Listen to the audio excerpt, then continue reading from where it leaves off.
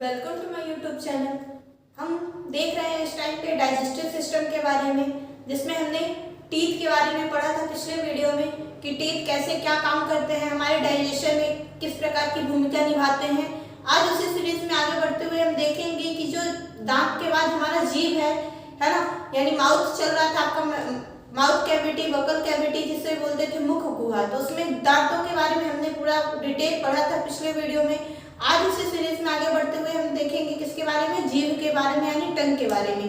अब टंग क्या काम करता है हमारे डाइजेस्टिव सिस्टम में यानी डाइजेशन में, किस प्रकार की भूमिका निभाता है उसके बारे में आज हम पढ़ेंगे। तो चलिए देखते हैं कि टंग जो है, ठीक है, क्या टंग जो है वो हमारे डाइजेशन में किस प्रकार की भूमिका निभाता है, यानी जीभ जो है वो हमारे पेट में भोजन होता है, यानी भोजन का जो पाचन होता है, ठीक है, उसमें जीभ क्या क्या काम करते हैं, वो किस प्रकार क्या कैसे पचाता है भोजन को, क्या भूमिका निभाता है, किस तरह उससे कौन से एंजाइम निकलते हैं, क्या होता है, उसके बारे में सारी चीजें आज हम देखेंगे। तो आपको पता है कि जीभ जो है, ठीक है, अगर उसको हम टच करते हैं तो वो हमको सॉफ्ट दिखती है। सॉफ्ट दिखने का मतलब ये है कि उसमें कोई बोन्स नहीं है, यानी कोई हड्डी नहीं है, जीभ में कोई भी हड्डी नहीं है, ठीक है, यानी जीभ हमारी क्या है, सिर्फ मांसपेशियों से बनी है, यानी मांस से बनी है, ठीक है। इसे आप क्या बोल सकते हैं, मसल्स ऑर्गन, क्या बोलेंगे, मसल्स ऑर्गन, ठीक है। पहली चीज मैंने क्या बताई कि जीभ में कोई भी हड्डी नहीं है, इसलिए क्या है, मांसपेशी अंग है, क्या है, मांसपेशी अंग है। जीभ जो है वो हमारा क्या है, मांसपेशी अंग है, ठीक है। उसके बाद जो है जीभ हमारा क्या है, मांसपेशी अंग है। उसके बाद हम ये भी देखते हैं कि जीभ से हमारा भोजन क्या होता है, यानी जीभ से हमें क्या पता चलता है भोजन के बारे में। तो जीभ जो है ये हमारी सेंसरी ऑर्गन है। सेंसरी ऑर्गन का मतलब ये है संवेदी अंग, क्या है, संवेदी अंग। अब संवेदी अंग कैसे है, तो संवेदी देखिए हमारे शरीर में 5 हमारे सेंसरी ऑर्गन होते हैं, यानी संवेदी अंग होते हैं। आँख, कान, नाक, ठीक है, आँख, कान, नाक, त्वचा और जीभ। आँख का काम है देखना, नाक का काम है सूंघना और कान का काम है सुनना, त्वचा का काम है ठंडी गर्मी, ये सारी चीजें, ठंड गर्म क्या है, कैसे है, वो सब महसूस करना। और जो जीभ है तो वो क्या काम करती है, तो देखिए त्वचा से तो हम महसूस करते हैं, उसी प्रकार जीभ से हम महसूस करते हैं। तो त्वचा से सिर्फ हम बाहरी चीजों को, यानी ठंड है कि गर्म है, क्या है, ये सारी चीजें हमारे शरीर को महसूस होती हैं। लेकिन जीभ से जो है, जो हम भोज्य पदार्थ लेते हैं यानी खाना लेते हैं, उसका टेस्ट पता चलता है। तो जीभ क्या काम करती है, स्वाद बताने का काम करती है। भोजन में जो स्वाद होता है उसको बताने का काम कौन करता है, तो जीभ करती है। क्या है ये एक संवेदी अंग है। जीभ क्या है, संवेदी अंग है, मांसपेशी अंग है, यानी मसल्स ऑर्गन है, और ये क्या है, सेंसरी ऑर्गन है। जीभ हमारा मसल्स ऑर्गन भी है और सेंसरी ऑर्गन भी है। मसल्स ऑर्गन मतलब क्या, ये सिर्फ मांसपेशियों का बना है, इसमें कोई भी हड्डी नहीं है। दूसरा, संवेदी अंग होने का मतलब ये है कि इससे क्या पता चलता है, जो संवेदी अंग है, सेंसरी ऑर्गन है, जो कि क्या बताता है, जीभ हमें स्वाद का पता बताता है। स्वाद कैसा है, स्वाद के बारे में बताता है। जो हम भोज्य पदार्थ ले रहे हैं, जो खाना खा रहे हैं, वो उसका स्वाद कैसा है, कड़वा है, मीठा है, खट्टा है, क्या है, उसके बारे में कौन बताता है हमें, तो जीभ बताता है, ठीक है। अब बात आती है कि ये जीभ जो है ये हमारे मुख में रुकी कैसे है, मतलब हमारे मुंह के अंदर जो जीभ है, जब आप ऐसे जीभ को ऊपर करते हैं तो देखते होंगे कि जीभ यहाँ पे एक जॉइंट है, जीभ क्या है, किसी से जुड़ी हुई है। अब वो जुड़ी किससे है, जीभ को पकड़ा कौन है यहाँ पे, ठीक है, यहाँ पे जीभ को पकड़ के कौन रखा है, तो याद रखिएगा जीभ को पकड़ के रखने वाली कौन सी हड्डी है, तो हायोड हड्डी है। कौन सी है, हायोड हड्डी, ठीक है। इसी को क्या बोलते हैं, हायोड बोन, क्या बोलते हैं, हायोड बोन, ठीक है। इसी को क्या बोलते हैं, तो हायोड बोन बोलते हैं। ये भी याद रखिएगा कि जीभ जो है, जीभ को पकड़ने का काम कौन करता है, जीभ को पकड़ने का काम कौन करता है, तो हायोड बोन करती है, यानी हायोड हड्डी करती है, ठीक है। जीभ को कौन पकड़ के रखा है, तो हायोड बोन। ये होती कहाँ है, तो ये कहाँ होती है, आपके गले में होती है, ठीक है। ये बात भी याद रखिएगा, हायोड बोन कहाँ होती है, तो ये गले में होती है, ठीक है। पहली चीज क्या, जीभ के बारे में हम देखें कि जीभ जो है ये क्या है, मसल्स ऑर्गन है, यानी मांसपेशी ऑर्गन है, इसमें हड्डी नहीं होती है, सिर्फ मांसपेशी से मिलकर बनी है, ठीक है। दूसरा, संवेदी अंग के बारे में देखें, संवेदी अंग है जीभ, जो क्या बताती है, हमें स्वाद बताती है, ठीक है। और तीसरा देखें, जीभ किससे, जीभ को कौन पकड़ के रखा है, तो हायोड बोन रखी है पकड़ के, और वो कहाँ पाई जाती है, तो वो कहाँ होती है, गले में। कि जीभ की जो लंबाई है, क्या जीभ की जो लंबाई है वो कितनी है, तो याद रखिएगा जीभ की जो लेंथ है वो 10 सेंटीमीटर। जो हमारी जीभ है वो 10 सेंटीमीटर क्या है, लंबी है। पहली चीज हम क्या देखें, जीभ जो है हमारी, ठीक है, ये क्या है, मांसपेशी अंग है, क्या है, मांसपेशी अंग है यानी मसल्स ऑर्गन है, ठीक है। और दूसरा ये क्या है, संवेदी अंग है यानी सेंसरी ऑर्गन है, जो कि हमें क्या कराती है, स्वाद का आभास कराती है। जीभ से हम जो है भोज्य पदार्थ का क्या करते हैं, टेस्ट पता करते हैं कि टेस्ट कड़वा है, खट्टा है, मीठा है, क्या है, वो सारी चीजों के बारे में, ठीक है। और जो जीभ को पकड़ की जाती यानी हमारी जो जीभ जहाँ जीभ को जो पकड़ा हुआ है वो कौन सी हड्डी है, तो वो है हायोइड बोन। और ये है कहाँ पे, तो ये कहाँ है, गले में। उसके बाद हम देखेंगे कि जीभ की जो लंबाई है वो कितनी है, 10 सेंटीमीटर। जीभ की लंबाई कितनी है, तो 10 सेंटीमीटर। इतनी सारी चीजें आपको क्लियर हुई जीभ के बारे में।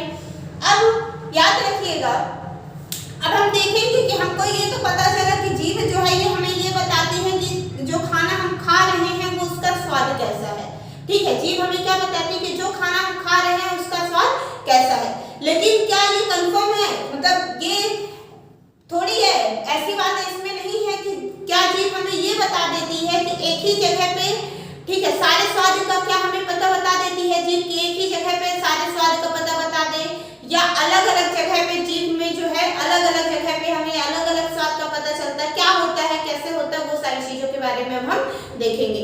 तो याद रखिएगा, ठीक है। सबसे पहले ये सारी चीजें हम देख लिए। जीभ हमारी क्या है, मांसपेशी अंग है। क्यों, क्योंकि ये मांसपेशियों की बस बनी होती है, इसमें हड्डी नहीं होती। दूसरा ये क्या है, सेंसरी ऑर्गन है। सेंसरी ऑर्गन होने का मतलब ये है कि ये हमें क्या बताती है, ठीक है, संवेदी अंग है, क्योंकि ये हमें क्या बताती है, स्वाद के बारे में बताती है। तीसरी चीज हम ये देखें कि इसकी जो लंबाई होती है वो 10 सेंटीमीटर है, ठीक है। इसको पकड़ के कौन रखा है, जीभ हमारी कहाँ अटकी हुई है, कहाँ से लटकी हुई जो भी है, तो कौन पकड़ के रखा है, तो इसको हायोइड बोन पकड़ के रखी है। और हायोइड बोन होती क्या है, यानी हायोइड हड्डी कहाँ पे है, तो वो हमारे गले की हड्डी है, ठीक है। ये सारी चीजें के बारे में अब हम देख चुके। अब हम देखते हैं जीभ के बारे में। तो जीभ का कुछ स्ट्रक्चर इस प्रकार होता है, ठीक है। अब इसी में पढ़ना है हमें कि कहाँ पे हमको मीठा का पता चलता है, कहाँ पे हमें स्वाद में कड़वा का पता चलता है, कहाँ पे खट्टे का पता चलता है। क्या सभी सारी चीजें एक ही जगह पे, यानी पूरे जीभ में से यहाँ खट्टे का भी मीठे का भी सारी चीजें एक ही जगह पे पता चल जाती है, या सारी चीजों का प्लेस जो है वो अलग अलग है, उसके बारे में हम देखेंगे, ठीक है। तो याद रखिएगा, सबसे पहले ये जो फ्रंट भाग है, क्या है, फ्रंट है, ठीक है। सबसे पहले जो ये फ्रंट भाग है ये हमें क्या बताता है, तो ये हमें मीठे के बारे में बताता है। यानी जो जीभ है हमारी सबसे शुरू वाले पार्ट में हमें क्या एहसास दिलाती है कि जो हम भोज्य पदार्थ खा रहे हैं वो मीठा है, क्या है, मीठा है। जब हम मीठा भोज्य पदार्थ खाएंगे तो उसका टेस्ट हमें मीठा कहाँ पता चलेगा, तो जीभ के सबसे शुरुआती भाग में ही पता चलेगा, ठीक है। उसके बाद जो है यहाँ बगल में, यहाँ और यहाँ, ठीक है, यहाँ पे हमको जो है किसके बारे में पता चलता है, इधर भी और इधर भी, ठीक है, इधर और इधर हमको किसके बारे में पता चलता है, तो याद रखिएगा यहाँ पे जो हमको नमकीन के बारे में पता चलता है, यानी नमक के बारे में पता चलता है, सॉल्ट के बारे में पता चलता है। यहाँ स्वीट के बारे में, और यहाँ पे कैसा टेस्ट पता चलता है, यहाँ सॉल्टी टेस्ट पता चलता है, और यहाँ पे स्वीट के बारे में, यहाँ पे नमकीन टेस्ट पता चलता है कि कोई नमक वाली चीज हम खा रहे हैं तो वो हमें जीभ के इस साइड भी और जीभ के इस साइड भी, इन दोनों प्लेसेस पे हमें क्या पता चलता है, नमकीन टेस्ट यानी सॉल्टी टेस्ट के बारे में, ठीक है। अब देखते हैं कि कड़वा भी कुछ खाते हैं हम, खट्टा भी खाते हैं, वो सारी चीजें कहाँ पता चलती हैं, तो याद रखिएगा ये जो प्लेस है, ठीक है, यहाँ पे हमको क्या पता चलता है, तो यहाँ पे हमको श्योर के बारे में पता चलता है, मीन्स खट्टे के बारे में पता चलता है। किसके बारे में पता चलता है, खट्टे के बारे में, ठीक है। अब हमको कड़वा कहाँ पता चलता है, तो याद रखिएगा जो जीभ है इसका ये वाला जो पार्ट्स है, ठीक है। अभी तो जीभ आपकी 10 सेंटीमीटर लंबी है, तो और भी लंबी जा सकती है अभी, है ना, तो ये आ गई 10 सेंटीमीटर थोड़ा सा। तो जो ये वाला भाग है, यहाँ लास्ट वाला जीभ का जो पार्ट है, यहाँ पे हमको क्या पता चलता है, तो यहाँ पे जो हमको पता चलता है वो क्या है, कड़वे के बारे में, यानी वाइटल के बारे में, ठीक है। तो कड़वा हमको कहाँ पता चलता है, जीभ के लास्ट भाग में। देखिए सबसे मीठा कहाँ पता चलता है, शुरुआती भाग में, सबसे लास्ट में क्या पता चलता है, कड़वा। और इधर नमकीन, इधर और इधर क्या पता चलता है, नमकीन, और उसके बाद क्या पता चलता है, बीच में खट्टा, और लास्ट में क्या, कड़वा। अब एक चीज और याद रखिएगा कि हम जब कभी कुछ जैसे प्याज खा लिए, लहसुन खा लिए, अदरक खा लिए, तब हमारी जीभ में एक अजीब सी झंझनाहट होती है, उसका टेस्ट कहाँ पे पता चलता है, तो ये जो है झंझनाहट वाला टेस्ट जो होता है वो हमको कड़वे के बाद यानी लास्ट पार्ट में यहाँ पे हमको झंझनाहट वाला टेस्ट पता चलता है। और यहीं पे जब हम क्या खाते हैं, झंझनाहट, ठीक है, झंझनाहट वाला टेस्ट पता चलता है। और जब हम क्या खाते हैं, प्याज खाते हैं, लहसुन खाते हैं, अदरक खाते हैं, तो इन सारी चीजों का जो टेस्ट है वो हमें यहाँ जीभ के लास्ट पार्ट में यानी कड़वे के एकदम अंतिम वाले भाग में इन सारी चीजों का पता चलता है। तो हम देखें कि जीभ के जो सबसे पहला भाग है यानी अग्र भाग है, उसमें क्या पता चलता है, तो मीठे के बारे में पता चलता है, ठीक है। और इधर जीभ मीठे के बाद दोनों साइड क्या किसका पता चलता है, तो नमकीन का टेस्ट पता चलता है। बीच में हमें खट्टे का टेस्ट पता चलता है, विशोर का। और यहाँ पे जो लास्ट में आपका ये वाला भाग है, यहाँ पे कड़वे का टेस्ट पता चलता है यानी बेटर का। और लास्ट में इसके भी लास्ट से कड़वे के भी लास्ट भाग में झंझनाहट टाइप की होती है। कब, जब हम अदरक वगैरह खाते हैं, लहसुन प्याज खाते हैं तो देखते हैं अजीब सी झंझनाहट होती है ना, तो उसका टेस्ट कहाँ पता चलता है, तो कड़वे के भी बाद यानी सबसे लास्ट भाग में, ठीक है।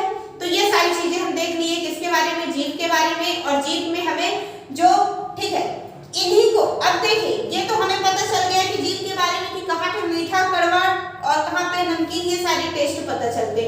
अब इनको बोलते क्या है, क्या ऐसे जीभ में, तो नहीं, जो टेस्ट इसमें बताता है, तो जीभ हमारा नहीं बताता, इसमें टेस्टिंग वर्ड होते हैं यानी स्वाद कलिकाएं होती हैं, वो बताती हैं कि स्वाद कैसा है, मीठा है कि नमकीन है कि खट्टा है, ठीक है। कौन बताता है आपको स्वाद के बारे में, तो स्वाद कलिकाएं होती हैं, स्वाद कलिकाएं यानी टेस्टिंग वर्ड होती हैं। और स्वाद कलिकाएं ही आपको क्या बताती हैं कि जो आप भोज्य पदार्थ खा रहे हो वो मीठा है, नमकीन है, खट्टा है, कड़वा है, या उसमें प्याज वगैरह वाला हम खा रहे हैं तो उसमें क्या आ रही है, झंझनाहट आ रही है। ये हमको कौन बताता है, तो जीभ में ही होती है। बताता तो जीभ है, रहती कहाँ है ये, जीभ में, लेकिन बताता कौन है, तो बताती हमें स्वाद कलिकाएं हैं यानी टेस्टिंग वर्ड होती हैं, वो हमें बताती हैं। अगर सबसे पहले भाग में देखें जीभ में, तो वहाँ मीठा, उसके बाद साइड में यहाँ पे नमकीन यानी नमक वाला टेस्ट पता चलता है, बीच में हमें जो खट्टे का पता चलता है, और लास्ट में उसके कड़वे का, और उससे भी लास्ट जाके हमें झंझनाहट का पता चलता है, ठीक है। तो ये सारी चीजें हम देखें। स्वाद कलिकाएं सबसे पहले वाली यहाँ शुरुआती में मीठा पता बताती है, यहाँ पे नमकीन बताती है, यहाँ पे खट्टा बताती है, यहाँ पे कड़वा, और यहाँ पे झंझनाहट के बारे में बताती है, ठीक है। ये सारी चीजें देखें। तो जीभ जो है, अब ये जो जीभ है इसमें कोई हड्डी नहीं होती है, ये मैं आपको पहले भी बता दी हूँ, हड्डी नहीं होती, इसीलिए इसको क्या बोलते हैं, मांसपेशी अंग बोलते हैं, ठीक है, मसल्स ऑर्गन बोलते हैं। ये संवेदी अंग है, जैसे आँख का काम क्या है, देखने का, नाक का काम क्या है, सूंघने का काम सुनने का, उसी प्रकार जीभ का जो काम है वो क्या है, स्वाद बताने का काम करती है, ठीक है। और जो जीभ की जो हमारी लंबाई है वो कितनी है, 10 सेंटीमीटर है। जीभ जुड़ी कहाँ से है, तो ये हमारे हायोड, ठीक है, किससे जुड़ी है, हायोड हड्डी से जुड़ी है। और वो है कहाँ पे, तो वो हमारे गले में है हायोड हड्डी, उसी से क्या जुड़ी है, हमारी जीभ जुड़ी हुई है, ठीक है। ये सारी चीजें देखें, मीठा, कड़वा, नमकीन जो भी है ये सब कहाँ से पता चलता है, उसका प्लेस देख लिए। ये बताता कौन है, तो हमें स्वाद कलिकाएं बताती हैं यानी टेस्टिंग वर्ड बताती हैं, ठीक है। अब हम देखते हैं, ठीक है, जीभ के बारे में ही कुछ और चीजें देखते हैं, ठीक है। तो उसके बारे में हम देख लें। जीभ में जो है 2 ग्रंथि पाई जाती है। जीभ में कितनी ग्रंथि पाई जाती है, 2। और वो कौन कौन सी है, तो उसके बारे में भी देख लेते हैं। तो पहली जो आपकी जीभ की ग्रंथि है वो कौन सी है, सीरमी ग्रंथि है। कौन सी है, सीरमी ग्रंथि, ठीक है। जीभ में 2 ग्रंथि पाई जाती है, पहला कौन सी है, तो सीरमी ग्रंथि है, ठीक है। और जो दूसरी ग्रंथि है वो कौन सी है, श्लेष्मिक ग्रंथि है। कौन सी है, श्लेष्मिक ग्रंथि। तो आपके जीभ में 2 ग्रंथि पाई जाती हैं, उसको सीरमिक ग्रंथि कहते हैं एक को, और दूसरे को क्या बोलते हैं, श्लेष्मिक ग्रंथि, ठीक है। ये सारी चीजें भी याद रखिएगा। 2 ग्रंथि होती है, 2 प्रकार की ग्रंथि होती है। कौन कौन सी, ठीक है, 2 प्रकार की ग्रंथि, कौन कौन सी, तो पहली आपकी कौन सी है, ठीक है, पहली आपकी कौन सी है, तो पहली जो है हमारी वो कौन सी है, सीरमी ग्रंथि, और दूसरी कौन सी है, श्लेष्मिक ग्रंथि, ठीक है। पहली सीरमी ग्रंथि, दूसरी क्या है, श्लेष्मिक ग्रंथि। इतनी चीजें ये भी देख लिए। अब हम देखते हैं कि जीभ में जब हम जीभ साफ करते हैं, यानी ब्रश करने के बाद आप क्या करते हैं, टंग क्लीनर से, यानी गांव के लैंग्वेज में उसको जीभी बोलते हैं, उससे हम क्या करते हैं, जीभ को साफ करते हैं। और जब हम जीभ को साफ करते हैं, या आप ध्यान से जब जीभ में देखेंगे, तो जीभ जो है वो हमारी उठी हुई दिखेगी, यानी थोड़ा सा उसका क्या होगा, जो शेप है वो उठा उठा दिखेगा। और उठा उठा दिखेगा का मतलब क्या है, वहां पे ऐसे ऐसे ऐसे डॉट डॉट डॉट करके दानेदार दानेनुमा संरचना होगी, ठीक है। छोटे छोटे कण टाइप के होंगे, दाने टाइप के होंगे, और ऐसी संरचना हमारी जीभ में होती है, ठीक है। अब इनको क्या बोलते हैं, इनका क्या काम है, ये सारी चीजों के बारे में अब हम देखेंगे, ठीक है।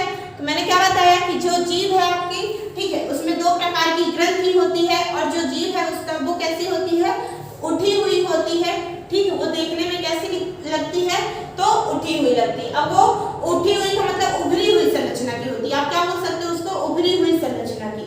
जो जीभ होती है वो हमारी क्या होती है, उभरी हुई संरचना होती है जीभ की, ठीक है, उभरी हुई संरचना। जीभ की कैसी संरचना, तो उभरी हुई संरचना, ठीक है। और वो कैसे, तो यहाँ पे ये जो डॉट डॉट डॉट टाइप के होते हैं, यानी थोड़ा सा उठी होती है, उसी को क्या बोलते हैं, उभरी हुई संरचना, ठीक है। और जो उस पे उठे हुए डॉट डॉट ये होते हैं, इनको क्या बोलते हैं, तो याद रखिएगा, इनको पेप्ली बोलते हैं। क्या उभरी हुई संरचना को हम क्या बोलते हैं, तो पेप्ली बोलते हैं। क्या बोलते हैं, पेप्ली बोलते हैं, ठीक है।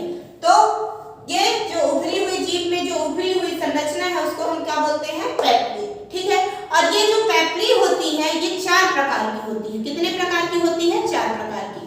पेप्ली कितने प्रकार की होती है, तो 4 प्रकार की। फर्स्ट नंबर पे कौन सी है, तो याद रखिएगा जो फर्स्ट नंबर पे है वो आपकी क्या है, सर्कमवैलेट। क्या है, सर्कमवैलेट। पहली जो है वो आपकी क्या है, सर्कमवैलेट, ठीक है। पहली जो है वो क्या है, सर्कमवैलेट। तो ठीक है, पहली जो है वो हमारी कौन सी है, तो सर्कमवैलेट है।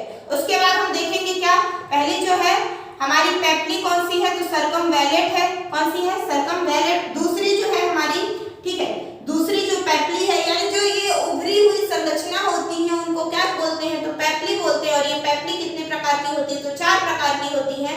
आपकी जीभ में 4 प्रकार की पेप्ली दिखती होंगी, यानी उभरी हुई जो संरचना हमारी जीभ की दिखती है वो 4 प्रकार की दिखती होगी, ठीक है। और उसी में से जो पहला है वो आपका क्या है, सर्कमवैलेट। क्या है, सर्कमवैलेट। दूसरी जो है वो हमारी फंगीफॉर्म। क्या है, दूसरी फंगीफॉर्म, फंगीफॉर्म, ठीक है। दूसरी हमारी क्या है, फंगीफॉर्म। तीसरी जो है हमारी, ठीक है, दूसरी हमारी क्या हो गई, फंगीफॉर्म। और जो तीसरी है हमारी वो क्या है, फॉलिएट। क्या है, फॉलिएट। तीसरी हमारी क्या है, फॉलिएट, ठीक है।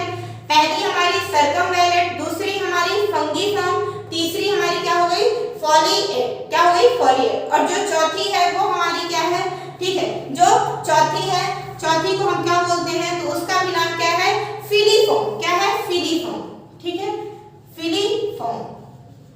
तो पहली हमारी कौन सी है, सर्कमवैलेट, दूसरी हमारी क्या है, फंगीफॉर्म, तीसरी हमारी फॉलिएट और चौथी हमारी क्या है, फिलीफॉर्म, ठीक है।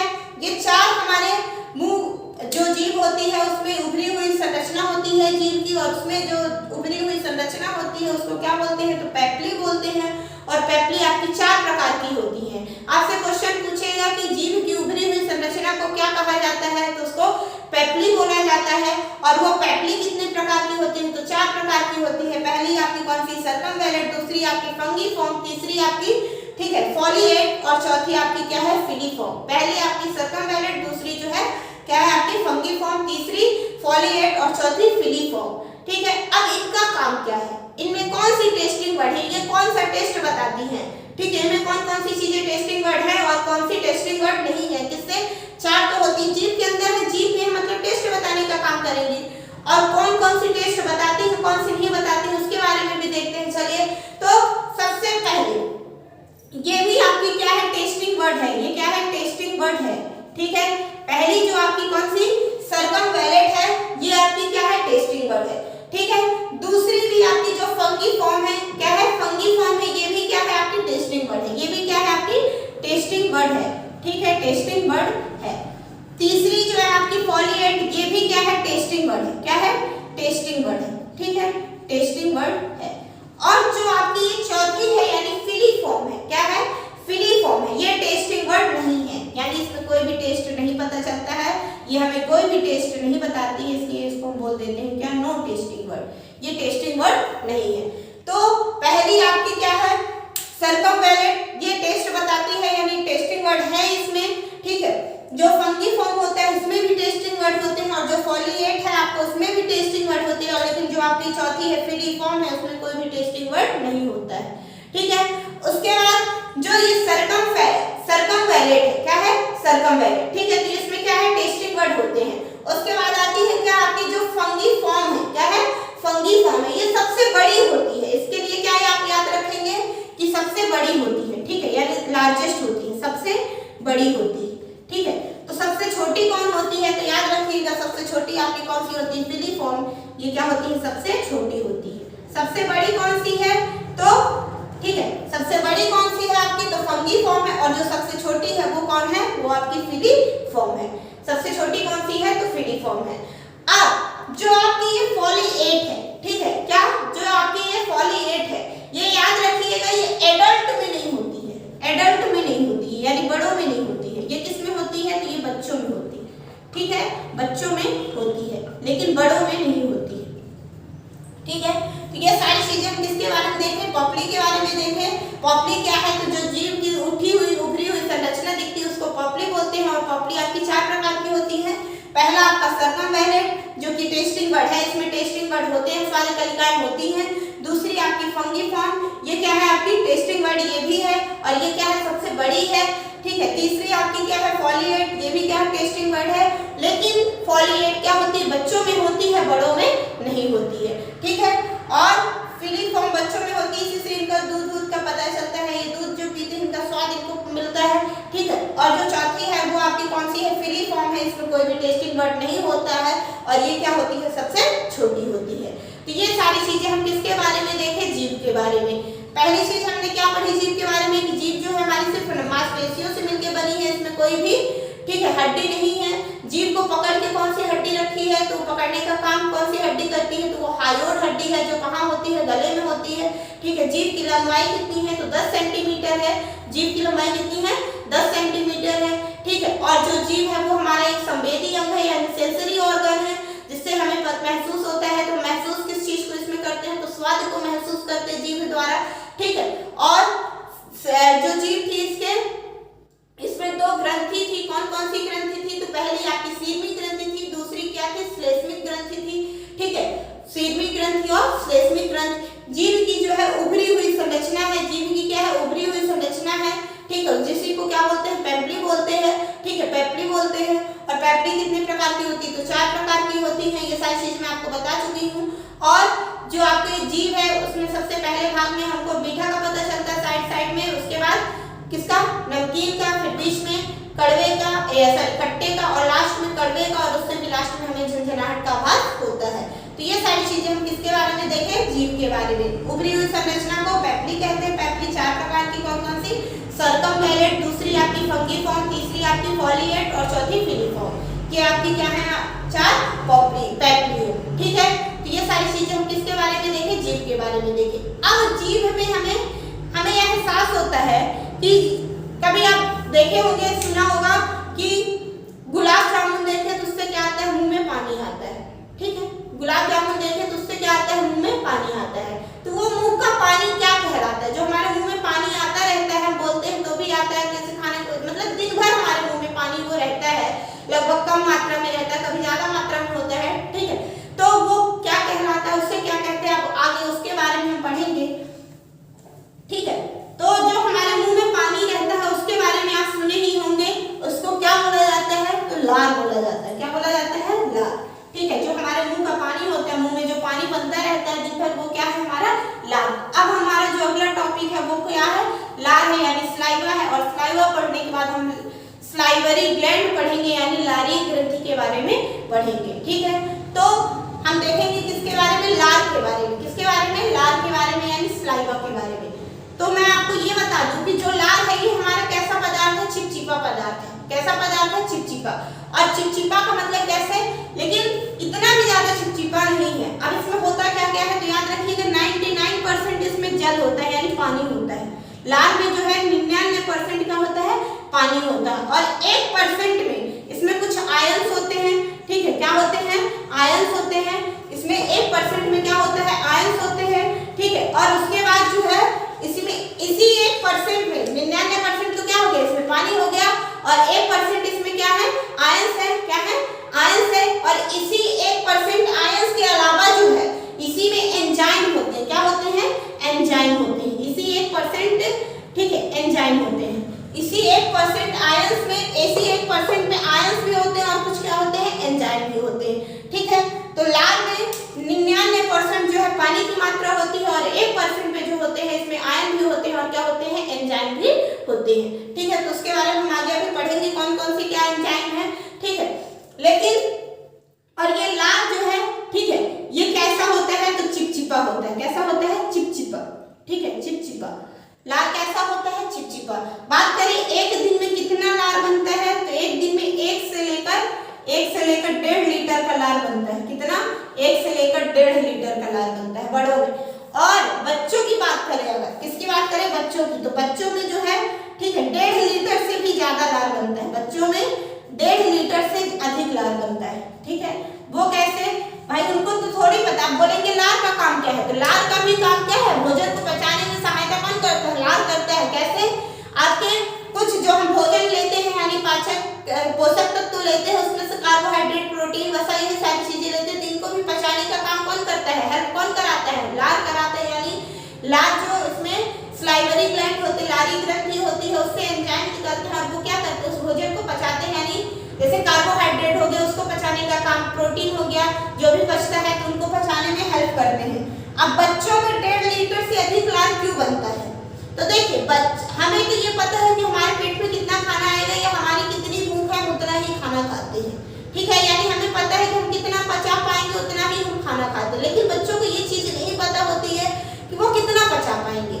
तो उनको देखते हैं वो दिन भर रोते हैं और क्या करते हैं? दूध पीते रहते हैं। तो उनको ये आभास नहीं होता है कि हम क्या करें, कितना पिए दूध, कि हमारा पेट भरा रहे, यानी हमें जो है हमारा पाचन शक्ति, उससे हमारी जो पाचन शक्ति है वो ना खराब हो, या हम उतना ही खाएं जितना हम पचा सके। ठीक है, तो इसी वजह से बच्चों में 1 से 1.5 लीटर से भी अधिक लार बनता है। और देखिए कि ऐसा क्यों होता है? क्योंकि उनको ये नहीं पता होता है कि वो कितना खाएं, और उसी खाने को जो पचाने में फिर किस प्रकार से हेल्प मिलती है, तो वो लार जो है साइड से बच्चों के गिरते रहता है। ठीक है, बच्चों में क्या होता है? लार गिरते रहता है, वो इसी वजह से गिरता रहता है क्योंकि उनको ये नहीं पता होता है कि उनका भोजन इतना होना चाहिए, वो कितना दूध पिए कि उससे क्या हो जाए, उनका पाचन हो जाए। तो इस वजह से बच्चों को पाचन शक्ति का नहीं पता होता है, अनुभव नहीं होता, इस वजह से उनमें क्या होता है? बच्चों में जो है 1.5 लीटर से भी अधिक का लार बनता है। और बड़ों में अगर एक दिन में बात करें तो 1 से लेकर 1.5 लीटर का लार बनता है। ठीक है, लार में क्या होता है? तो 99% पानी की मात्रा होती है, 1% जो है इसमें आयंस और क्या होते हैं? एंजाइम होते हैं। ये कैसा होता है? तो चिपचिपा होता है। कैसा होता है? चिपचिपा होता है। ठीक है, अब इसमें अगर ये बात करें कि लार का जो पीएच मान है, क्या लार का जो पीएच मान है वो कितना होता है? तो याद रखिएगा, जो लार का पीएच मान है वो कितना है? तो 6.5 से लेके 6.8 तक का होता है। ठीक है, लगभग, और इसको ज्यादातर यही माना जाता है, 6.8 ही ज्यादा माना जाता है, लेकिन ये होता कितना है? 6.5 से लेके 6.8 के बीच का ही होता है, इससे अधिक नहीं जाता है। ठीक है, और इसकी प्रकृति कैसी है? जब इसका पीएच मान 6.5 से लेके 6.8 है, मींस 7 से कम है, तो इसकी प्रकृति कैसी होगी? तो आप जानते हैं कि 7 से जब कम वाली होते हैं, ठीक है, जिनकी क्या होता है? पीएच मान 7 से कम होता है, वो क्या होते हैं? अम्लीय प्रकृति के होते हैं। और जिनका 7 से अधिक पीएच मान होता है वो क्या होते हैं? क्षारीय प्रकृति के। तो यहाँ पे आप देख रहे हैं किसको? लार का। तो लार का जो पीएच मान है वो कितना है? 6.8 अप्रॉक्स हम लेके चलते हैं, 6.5 से लेके 6.8 है, तो हम कितना मान ले रहे हैं? 6.8। तो 6.8 है मींस क्या है? ये 7 से कम है, और जब ये 7 से कम है तो किस प्रकृति का है? अम्लीय प्रकृति का है, यानी एसिडिक नेचर का है। ठीक है, तो लार के बारे में हम देखें, लार का पीएच मान क्या है? तो 6.8 ले रहे हैं। उसकी प्रकृति कैसी है? तो अम्लीय है। इसमें क्या होता है? तो 99% पानी की मात्रा होती है, 1% जो है इसमें आयंस होते हैं और एंजाइम होते हैं। एक दिन में 1 से लेकर 1.5 लीटर का लार बनता है, बच्चों में 1.5 लीटर से भी अधिक लार बनता है। ठीक है, अब लार का काम क्या है? तो लार में क्या करता है? भोजन पचाने का काम करता है। ये होता कैसा है? तो ये चिपचिपा होता है, चिपचिपा पदार्थ होता है। ये सारी चीजों के बारे में हम देख लिए। ठीक है, अब ये लार बनता कहाँ से? अब इसमें क्या बात आती है कि जो ये लार है, हम लार के बारे में तो पढ़ लिए, लेकिन ये लार जो है, ये पूरी सारी चीजें हमारे मुंह में जो है लार बनता है, तो ये बनता कहाँ से है? ठीक है, इसके लिए हमें क्या पढ़ना पड़ेगा? तो याद रखिएगा, जो लार हमारा बनता है, ठीक है, वो स्लाइवरी ग्लैंड से बनता है। स्लाइवरी ग्लैंड इसका नाम इसलिए पड़ा क्योंकि लार को जो है, लार को स्लाइवा बोलते हैं, और लार स्लाइवरी ग्लैंड इसलिए इसका नाम पड़ा क्योंकि लार को क्या बोलते हैं? स्लाइवा बोलते हैं, यानी स्लाइवा मींस क्या? लार। ठीक है, तो स्लाइवा से यानी लार कहाँ से निकलता है? तो स्लाइवरी ग्लैंड से निकलता है, लारी ग्रंथि से निकलता है। ठीक है, लार निकलता है इसलिए उसका भी नाम क्या पड़ गया? स्लाइवरी। और निकलती ग्रंथि से है, तो उसी को ग्रंथि को क्या बोलते हैं? लारी ग्रंथि। ठीक है, स्लाइवरी ग्लैंड को ही क्या बोलते हैं? लारी ग्रंथि। क्यों बोलते हैं? क्योंकि इससे क्या निकलता है? लार निकलता है। लार को क्या बोलते हैं? स्लाइवा। ठीक है, तो जो अब अगर अगली हमारी हेडिंग है वो क्या है? लारी ग्रंथि के बारे में पढ़ेंगे। किसके बारे में पढ़ेंगे? लारी ग्रंथि के बारे में। ठीक है, कौन कौन सी लारी ग्रंथि होती है और इनका क्या काम है, ये कैसे हमारे मुंह में लार बनाती है, कैसे भोजन में सहायता, पचाने में सहायता करती है, इन सारी चीजों के बारे में हम देखेंगे। तो याद रखिएगा जो हमारे मुख में है, ठीक है, मुख में अगर हम बात करें तो 600 से अधिक, ठीक है, 600 से अधिक या 600 कम से कम तो 600 ही आपकी क्या है, इसमें आपके मुंह में जो है, मुख में जो है 600 से अधिक बोल सकते हैं या लगभग 600 के आसपास क्या है, लार ग्रंथि है। क्या है, लार ग्रंथि है, ठीक है। हमारे मुंह में क्या है, 600, लगभग 600 बोल सकते हैं आप, लगभग 600 लार ग्रंथि है, ठीक है। हमारे मुंह में क्या है, लगभग 600 लार ग्रंथि है। अब इनमें से कुछ इंपॉर्टेंट है यानी कुछ प्रमुख है, मुख्य रूप से है। तो मुख्य रूप से हमारे मुंह में जो है 3 जोड़ी, 3 जोड़ी का मतलब पेयर, 3 पेयर का मतलब क्या है, एक पेयर कैसा होता है, 2 का होता है, तो 3 पेयर मतलब 2 तिहाई 6, तो टोटल 6 होती है, ठीक है। और 3 तो 3 होती सेम है, 3 अलग है लेकिन 3 उसी की क्या हो गई, उसी पेयर में क्या हो गई, सेम हो गई, तो 3 6 जोड़ी पाई जाती है। अगर टोटल बात करें जो प्रमुख होती हैं तो वो कौन सी होती हैं, 6 होती है। प्रमुख 6 लार ग्रंथि होती है और जोड़ी की बात करें तो प्रमुख 3 प्रकार के, 3 जो है, ठीक है, 3 जो आपकी क्या है, लार ग्रंथि होती है प्रमुख रूप से। कितनी होती है, 3 जोड़ी, और 3 जोड़ी प्रमुख रूप से है तो कौन कौन सी है उसके बारे में देखेंगे। तो पहली जो है आपकी, ठीक है, पहली जो है वो क्या है, पैरोटिड, क्या है, पैरोटिड। दूसरी जो है वो आपकी क्या है, सबलिंगुअल, क्या, सबलिंगुअल, ठीक है, सबलिंगुअल। दूसरी आपकी क्या है, सबलिंगुअल। और जो तीसरी है वो क्या है, सबमैंडिबुलर, क्या है, सबमैंडिबुलर, ठीक है, सबमैंडिबुलर। पहली आपकी क्या थी, पैरोटिड, दूसरी आपकी क्या है, सबलिंगुअल, और तीसरी आपकी क्या है, मैंडिबुलर। इसी को, ठीक है, इसी को लिख लीजिए, मैंडिबुलर, सबमैंडिबुलर। क्या लिखेंगे, सबमैंडिबुलर, मैंडिबुलर, ठीक है, उस प्रकार भी आप लिख सकते थे। तो पहली आपकी क्या है, पैरोटिड, दूसरी आपकी क्या है, सबलिंगुअल, और तीसरी क्या है आपकी, सबमैंडिबुलर, ठीक है। पैरोटिड, सबमैंडिबुलर और सबलिंगुअल।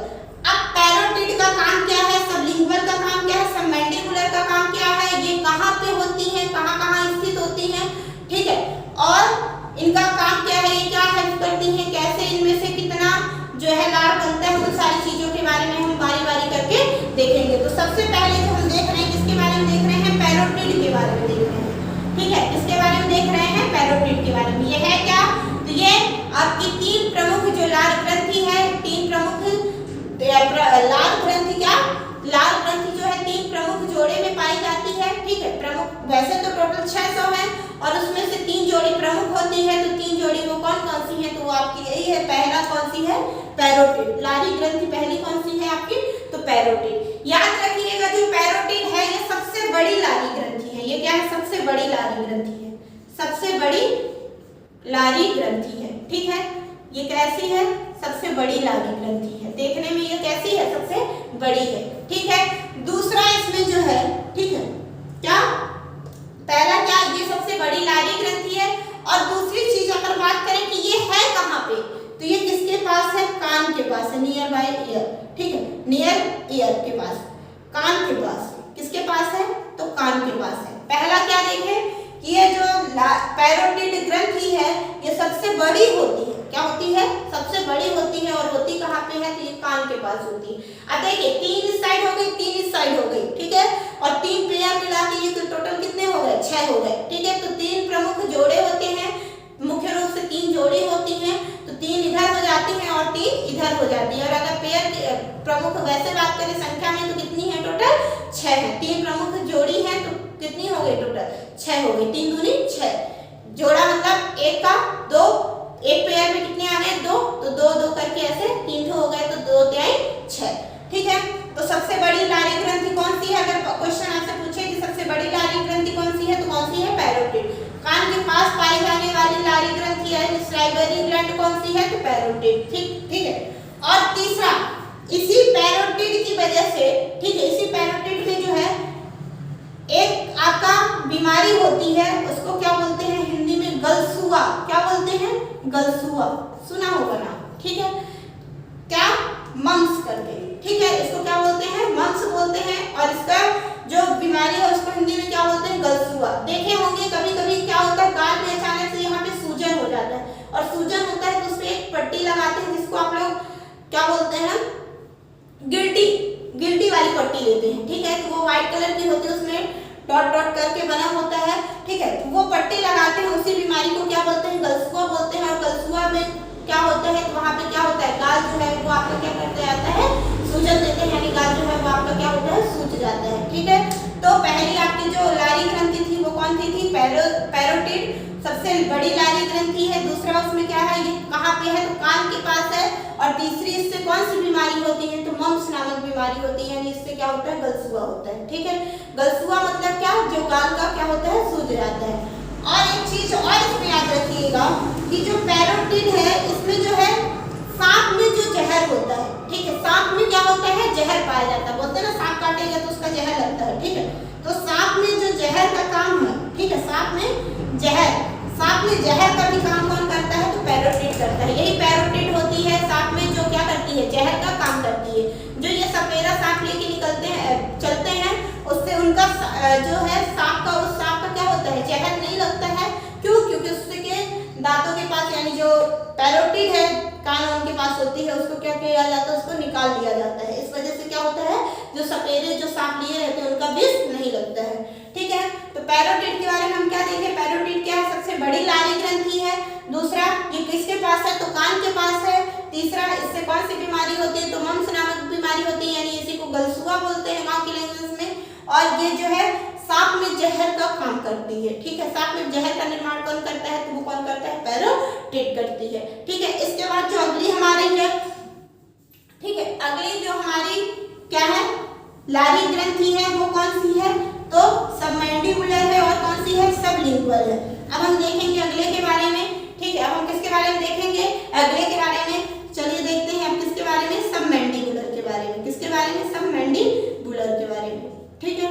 सबमैंडिबुलर के बारे में हम देखेंगे तो ये जो आपकी सबमैंडिबुलर होती है, सबमैंडिबुलर, ठीक है, ये क्या काम करती है? तो ये होती कहाँ पे? तो याद रखिएगा, हमने अभी पिछले वीडियो में, दांत वाले वीडियो में जबड़े के बारे में पढ़ा था। तो जो निचला जबड़ा था उसको अपन क्या बोलते थे? सबमैंडिबुलर, ठीक है। उसको क्या बोलते थे? सबमैंडिबुलर जॉ, यानी सबमैंडिबुलर जबड़ा, ठीक है। और ये जो सबमैंडिबुलर लारी ग्रंथि होती है, तो ये कहाँ पे पाई जाती है? तो ये आपके निचले जबड़े में ही पाई जाती है। कहाँ पाई जाती है? निचले जबड़े के नीचे, निचले जबड़े के नीचे बोल सकते हैं, ठीक है। निचले जबड़े के नीचे पाई जाती है, यानी नीचे वाले जो जबड़ा होता है उसके नीचे यहाँ पे आपकी क्या पाई जाती है? कौन सी? सबमैंडिबुलर। और इसका नाम ऐसा क्यों बना? क्योंकि ये क्या है? निचले वाले जबड़े में के नीचे होती है, और निचले वाले जबड़े को ही क्या बोलते हैं? सबमैंडिबुलर बोलते हैं, ठीक है। तो दूसरी जो आपकी लारी ग्रंथि थी वो कौन सी थी? सबमैंडिबुलर थी, ठीक है, सबमैंडिबुलर थी। और ये पाई कहाँ जाती है? तो निचले जबड़ा, जो ये नीचे वाला जबड़ा होता है उसके नीचे पाई जाती है, ठीक है। और याद रखिएगा जो ये आपकी कौन सी है? सबमैंडिबुलर लारी ग्रंथि है दूसरी आपकी, ये जो है सबसे अधिक लार बनाने का काम करती है, सबसे अधिक लार बनाने का काम करती है, ठीक है। सबसे अधिक लार बनाने का काम करती है। सबसे अधिक लार कौन बनाता है? काम करती है, ठीक है। तो सबसे अधिक लार कौन बनाता है? तो सबमैंडिबुलर बनाता है। कौन बनाता है? सबमैंडिबुलर लारी ग्रंथि। अरे लारी ग्रंथि है तो क्या काम करेगी? लार बनाने का ही काम करेगी। लेकिन इन तीन लार ग्रंथि में जो सबसे अधिक लार बनाता है तो वो कौन सा है? सबमैंडिबुलर। आपसे क्वेश्चन पूछ सकते हैं कि सबसे अधिक लार बनाने वाली लारी ग्रंथि कौन सी है? तो कौन सी है? सबमैंडिबुलर है। और कितना बनाती है? तो ये आपकी लगभग 70 से 75% लार का निर्माण करती है। कौन? सबमैंडिबुलर। कितना करती है? तो 70 से 75% लार का निर्माण कौन करता है? तो अकेले यही आपकी सबमैंडिबुलर करती है, ठीक है। और उसके बाद अगली जो है वो आपकी कौन सी है? सबलिंगुअल है। क्या है? सबलिंगुअल। अब देखते हैं अगले के बारे में। सबलिंगुअल तो पैरोटिड जो थी वो हमारी सबसे बड़ी लारी ग्रंथि थी। क्या थी? पैरोटिड जो थी वो हमारी क्या थी? सबसे बड़ी लारी ग्रंथि थी, ठीक है। सबसे बड़ी लिंगुअल, सबलिंगुअल। अब जो पैरोटिड थी वो हमारी क्या थी? सबसे बड़ी थी। और जो हमारी आपकी ये क्या है? सबलिंगुअल है। क्या है? सबलिंगुअल है। ये हमारी क्या है? सबसे छोटी है। कौन सी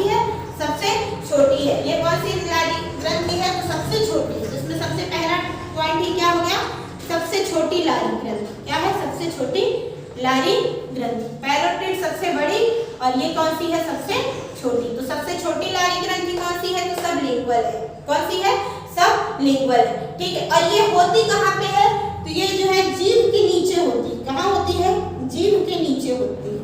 ठीक है, तो ये कहाँ होती है? तो जीभ के नीचे होती है। सबसे बड़ी कौन सी होती है?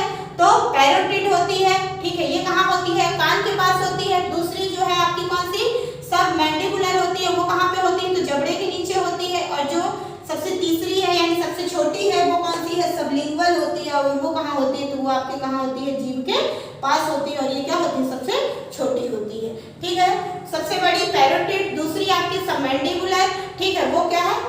जबड़े के नीचे होती है। और जो सबसे छोटी है यानी आपकी सबलिंगुअल है, ये कहाँ होती है? सबसे छोटी लारी ग्रंथि है। और ये होती कहाँ है? तो ये जीभ के नीचे होती है। ठीक है, इतनी सारी चीजें आपको याद रहेंगी किसके बारे में? लारी ग्रंथि के बारे में। किसके बारे में? लारी ग्रंथि के बारे में। ठीक है, यानी सलाइवरी ग्लैंड के बारे में हम पढ़े कौन कौन से? तो पहला आपका पैरोटिड है, दूसरा आपका सबमैंडिबुलर है और तीसरा आपका सबलिंगुअल है। ठीक है, पैरोटिड क्या है? सबसे बड़ी लारी ग्रंथि है। इससे मंस बीमारी होती है। सांप में जहर का निर्माण कौन करता है? तो पैरोटिड करती है।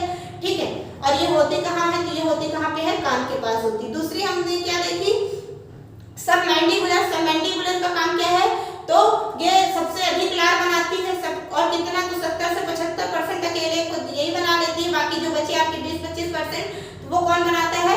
ठीक है, 20-25% जो आपका 30% लार बचा तो वो कौन बनाता है? तो वो आपके सबमैंडिबुलर और सबलिंगुअल मिलके पैरोटिड और सबलिंगुअल मिलके बनाते हैं। अकेले का 70 से 75% जो है मैंडिबुलर बनाती है। ठीक है, और वो कहाँ पे थी? तो वो आपके निचले जबड़े के पास थी।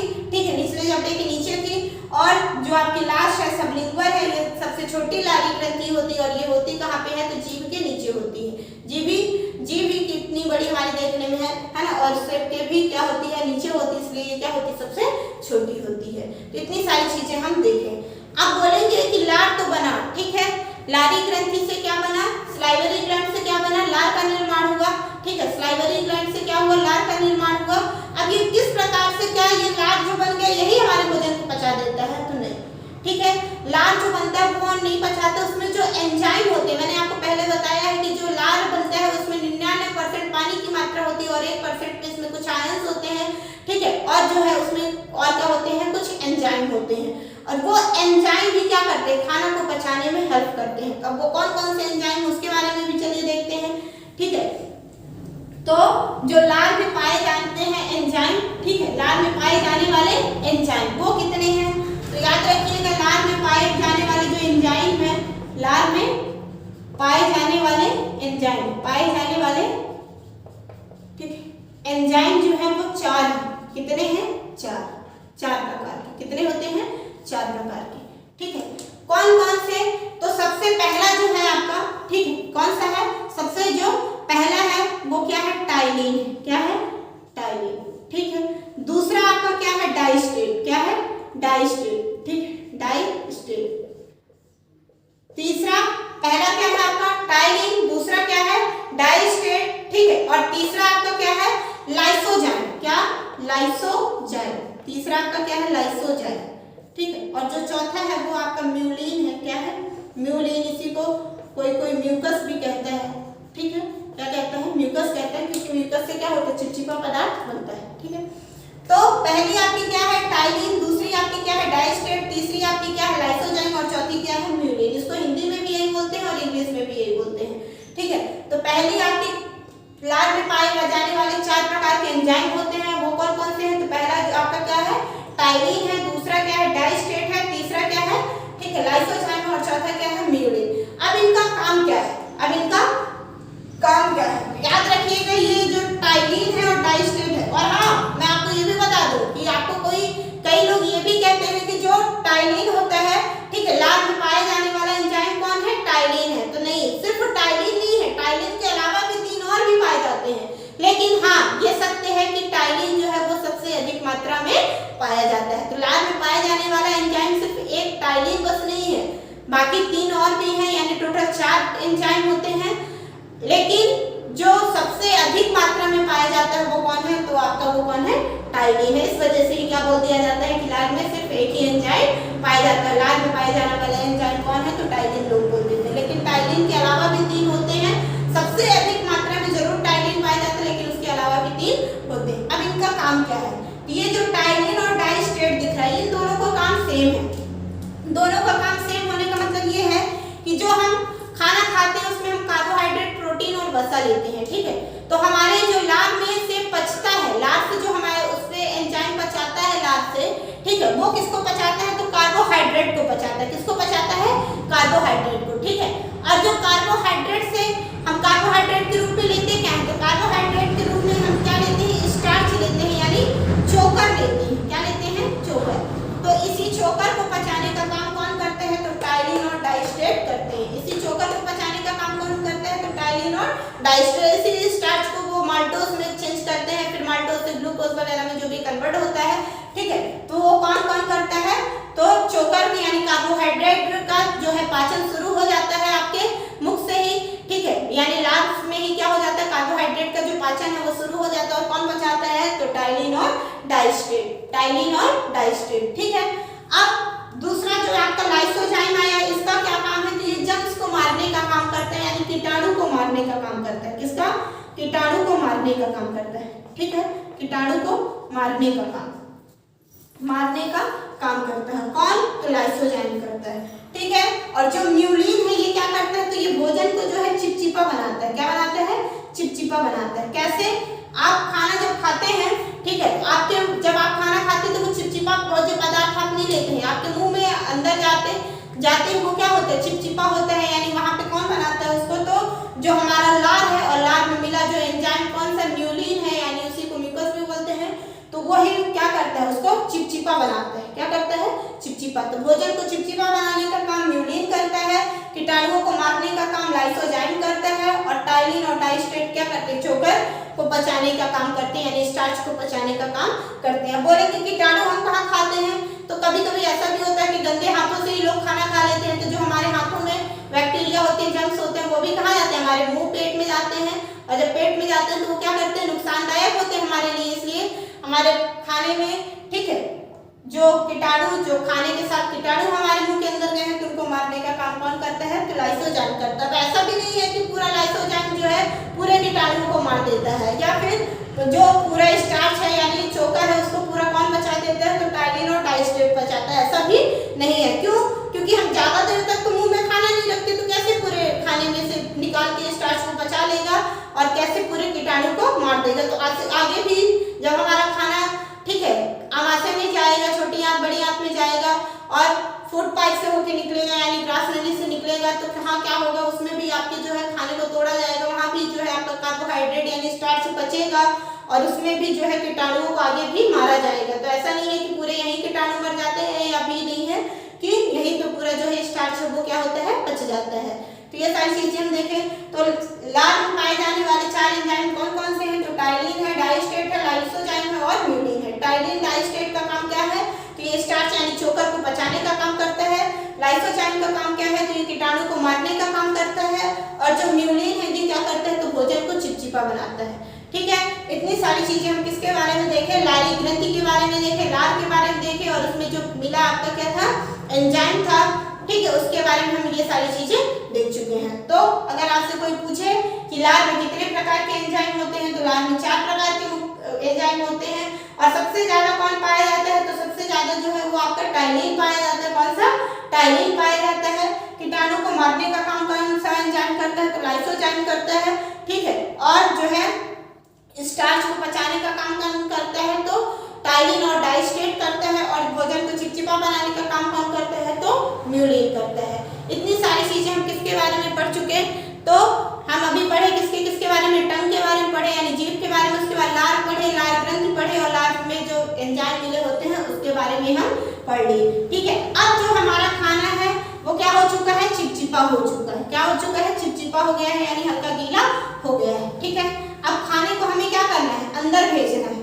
खाने को क्या करना है, अंदर भेजना है। ठीक है, तो अभी तक तो ये सारी चीजें क्या थी, आपके मुख में थी, यानी मुख के बारे में हम पढ़ रहे थे, उसका जो काम था उसके बारे में हम पढ़ रहे थे। ठीक है, अब जो हमारा है, ठीक है, अब हमें आगे जो पढ़ना है वो किसके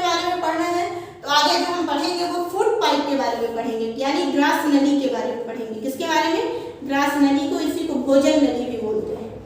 क्या बोलते हैं? भोजन नली, फूड पाइप और आइसोफेगस, ठीक है, ये सारी चीजें भी बोलते हैं। ग्रास नली, इसी को क्या बोलते हैं? भोजन नली। इससे क्या होता है? इससे जो है हमारे मुंह में जो खाना है वो क्या होता है? अंदर जाता है। ये सिर्फ ना तो इसमें जो है डाइजेशन होता है, ना तो इसमें किसी प्रकार का पाचन होता है आपके किसमें, तो ग्रास नली में ना तो किसी प्रकार का पाचन होता है और ना ही ये क्या करती है, इसमें कोई एंजाइम पाए जाते हैं, कुछ नहीं होता। सिर्फ इसमें क्या होता है?